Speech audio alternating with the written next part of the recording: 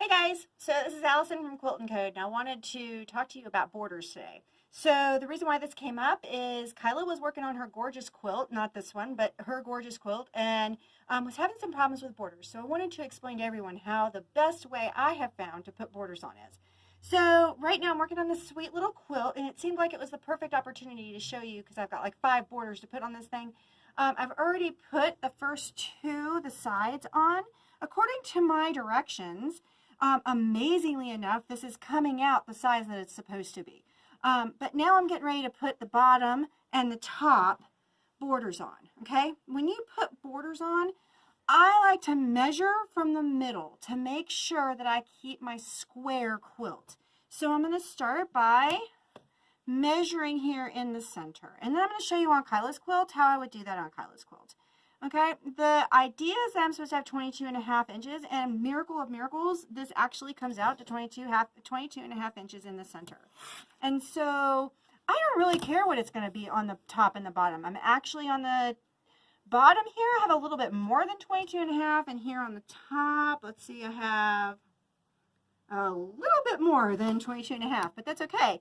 I want to go with the center because I want to make sure my quilt is square. So I'm going to cut both of my pieces 22.5 inches. I've already cut off my salvage here. And my line, I have 2 of them up because there was no way I could get out of one piece both pieces. So I cut off my salvage. I'm going to line this up on my line. And I'm going to go with the 22.5. If it would have been larger, because the quilt just happened to have grown while I was quilting, well, then I would have gone with the center measurement. I just happened to be doing a good job on this quilt and have gotten it per instructions. All right, so next thing you're going to hear is that I like to do middle, middle, middle, middle, middle, okay? So when I'm pinning my quilt, I turn it in half like this. And I mark my half point on this side.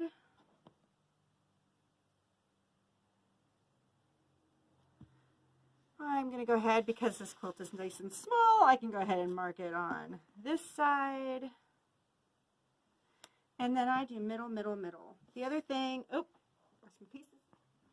So I'm also going to fold my border piece in half.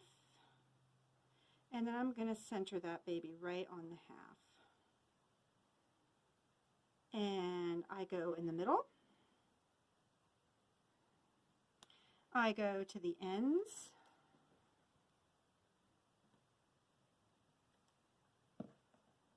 And this borders are where I just pin, pin, pin. And then we do middle and middle. Now, if I had a big, huge quilt, then I would want to have a ton of pins, no more than about 5 inches apart. So I would want to keep them this way all the way down. Okay, so I'm going to show you on Kyla's quilt real quick why I decided to do the video. Okay, so Kyla was doing it a little bit different. She was measuring her edges and then cutting. And so I was explaining to her that I could see right away as I was putting this out that when we go to put this on the long arm, we were going to have some gaps here. On a small quilt like this, it doesn't really make any difference. But when you start getting larger and larger borders on your bigger quilts, these big, huge gaps start making a real big difference in your quilting. And they start making it so your quilt is not square. And so that's why it's so important to go from the middle when you measure, and to make sure you start pinning in the middle and making those ends line up. The other tip that I have for you is that on this quilt is nice and small, but if I had the bigger sides are on the bottom for me, because these 2 are slightly larger than the 22.5. So I'm going to keep those towards the feed dogs. You'll hear everywhere that you're supposed to keep those border pieces up towards your presser foot. But if this piece is longer than this, for instance, if I had 20, 1 3/4 down here, then I would put this piece, I would still cut it at 22.5, but I would put this piece towards the feed dogs because they'll feed up more fabric. So that is my border tutorial. If you have any questions, feel free to send us a message. We'll talk to you later. Bye.